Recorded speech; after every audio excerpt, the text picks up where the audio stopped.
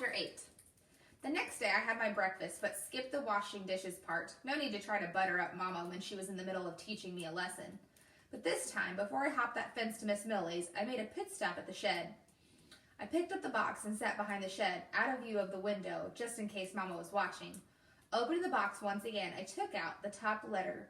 Joni was written on the front, and on the back was written Swak, which I remembered Mama saying meant sealed with a kiss.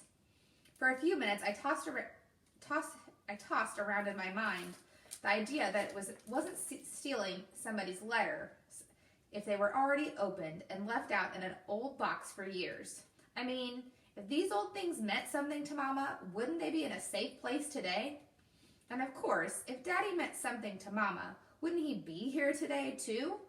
Mad at that last thought, I took out the first letter. It was a poem. The sun's golden rays danced in your hair. You looked in my eyes and asked if I care. How could I explain my feelings so true as I sat there that day by the wishing well with you? That was so sweet, but it made me shake my head. I didn't even know Daddy liked poems or that he could write them. When Daddy called, maybe I could ask him about it. I stuffed the letter back in the box and the box back in the shed, and I walked toward Miss Millie's. I hopped over the fence and waited to hear if there was any sign of Clarence. I wasn't afraid of him like the day before, but still, I didn't want to set him off on a barking fit. I didn't hear any barking, and I didn't hear something else coming from the house. But I did hear something else coming from the house, and this sounded good. Music. I went to knock on the screen door, but I stopped for a moment to listen. It was a scratchy recording of Over the Rainbow from the movie The Wizard of Oz, where Dorothy is real sad she's stuck in Kansas. I grinned, thinking about this Thanksgiving when I'd get to watch it again on TV, like we did every year. But what made me smile even more than that was the other sound I heard. Along with a scratchy record, I heard Miss Millie. Somewhere over the rainbow, skies are blue. When the song ended, Miss Millie held out the last word like she was singing on a stage. While her voice was a little shaky, it was still nice to listen to. Sometimes, from when I started listening to the music to now, I must have opened the door to hear better, so when Miss Millie saw me, I was just standing there with her door half open. Land's sake, girl, Miss Millie scolded. You born in a barn? Shut that door before I get any more flies in here like a pigsty. She was trying to sound mean again, but I didn't believe her this time. Clarence, on the other hand, did sound mean. As soon as he realized I was standing in his house, he began his beastly barking and growling, and there was nothing pretty about it. Hush now, Clarence, hush. This time, Clarence actually obeyed and came over, sniffing me like he was sizing me up. See there, he's making a friend, Miss Millie kind of laughed. Of course, I'm surprised he recognized you at all. With you not standing on my table, she laughed and coughed a bit. Maybe he'd let you take him on a walk today by yourself. But again, Clarence had other ideas. After a few minutes of the same tug-of-war as the day before, Miss Millie offered to go along too. One more time.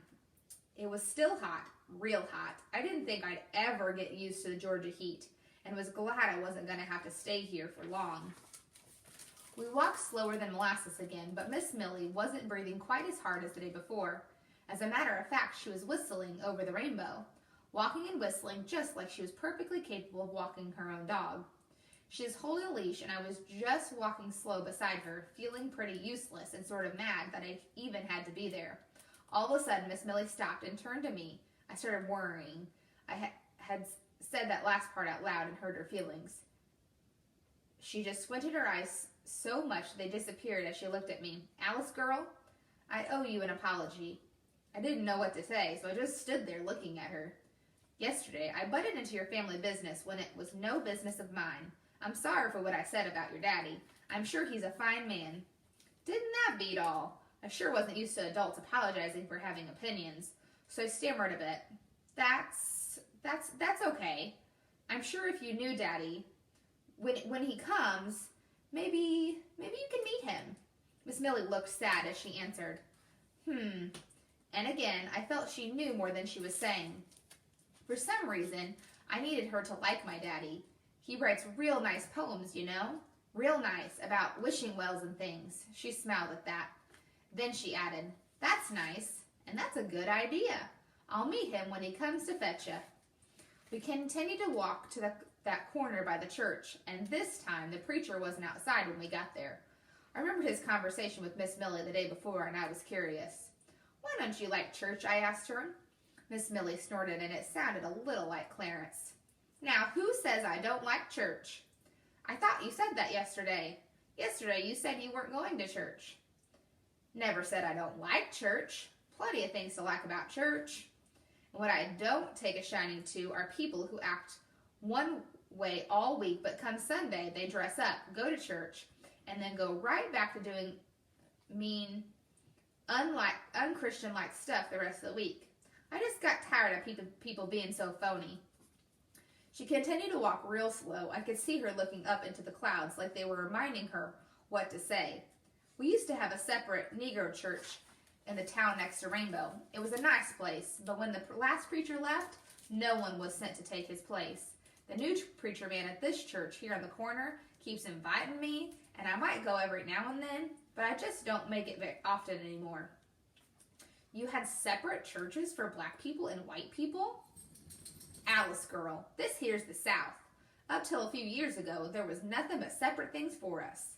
There were separate places for sitting on a bus, drinking from a fountain, or using," she paused for a minute looking for her next word, "the facilities."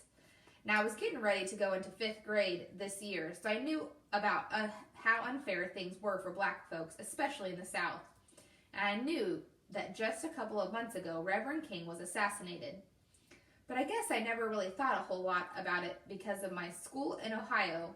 We only had one water fountain and a boys' bathroom and a girls' bathroom for everybody. It didn't make sense.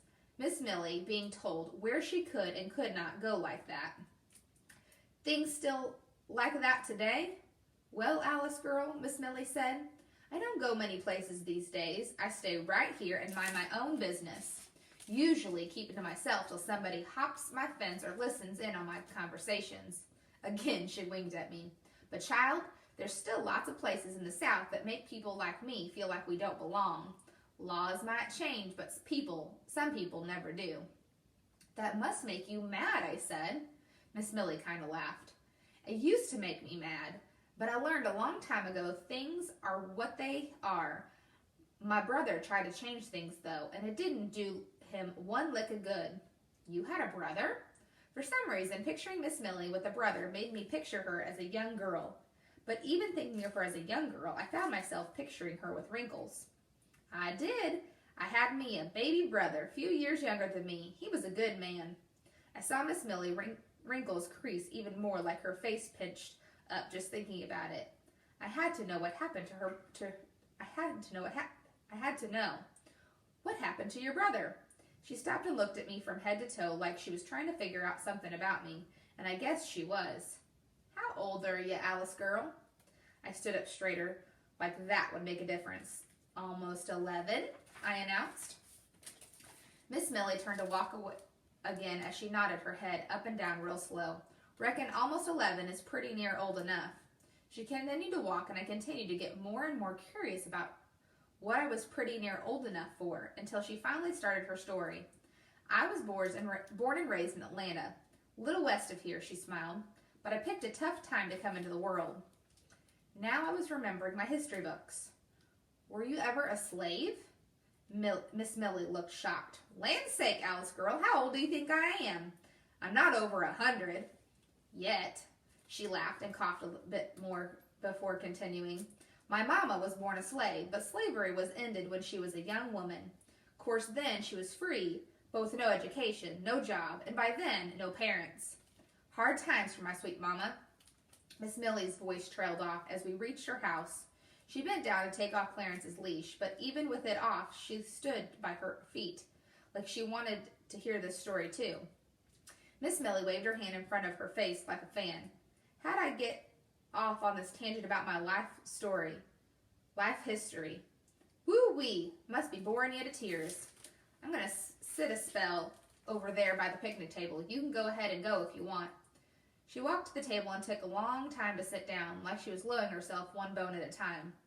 I followed right behind Clarence, who was following right behind her, and seated myself across from her at the table. So can you please tell me what happened to your mama and your brother? She took a deep breath, like the oxygen she was breathing in might help trigger her memory to come out better. But something told me she could live to be 150 and never would be able to forget what she was saying. By the time Mama met Daddy, things were tough all over. They were stuck in the South, but the South wasn't too happy to have them stuck here. Daddy picked up jobs working on plantations, trying to get the money to head north. Soon I joined the family, and when I turned 8, my brother come along. She looked at Clarence and then back at me. My brother, name was James. Well, James was smart. He even got himself into college. Yes, sirree, he was smart, but angry. He saw the differences for us folks in education, jobs, everything. Back then, if a white person didn't like the way a black person looked at him, he could shoot him, and no questions asked. I gasped when those words hit me. Miss Millie looked back at me and nodded. Hard to believe, isn't it? James thought so too.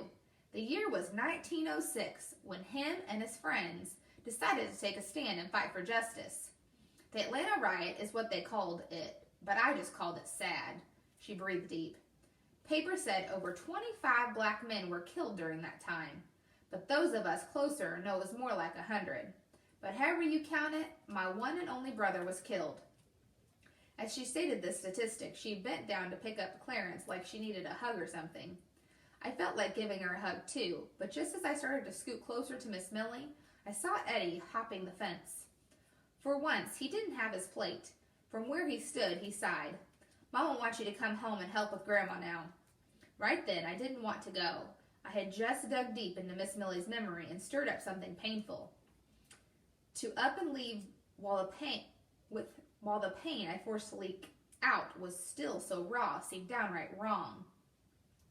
I signed back to Eddie as I said out loud, "Tell Mama I can help with Grandma in a few minutes," but he shook his head as his pointer fingers ran down his cheeks, telling me my mama was crying. I couldn't be any more torn two ways if he'd grabbed me on one side and Miss Millie and Clarence grabbed the other, and both started pulling as hard as they could.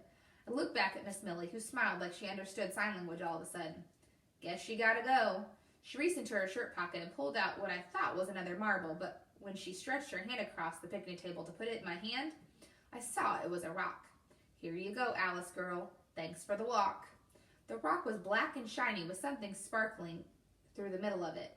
Holding it in my hand, studying it like it just appeared out of nowhere, I probably looked like I was trying to figure out where it came from. And Miss Millie must have guessed my question before it was asked. That and the marble from yesterday, they both belong to James. "It's real pretty," I said. "Looks like a diamond river runs through it." She nodded. "James said that there rock reminded him that no matter how dark the world seemed, at times there was still beauty to be found in it." She smiled deeper. "Yes, sirree. He was a smart man, my brother. I think I did a better job that day of thanking her than I did the day before, and I didn't even have to ask about tomorrow's walk. I just knew."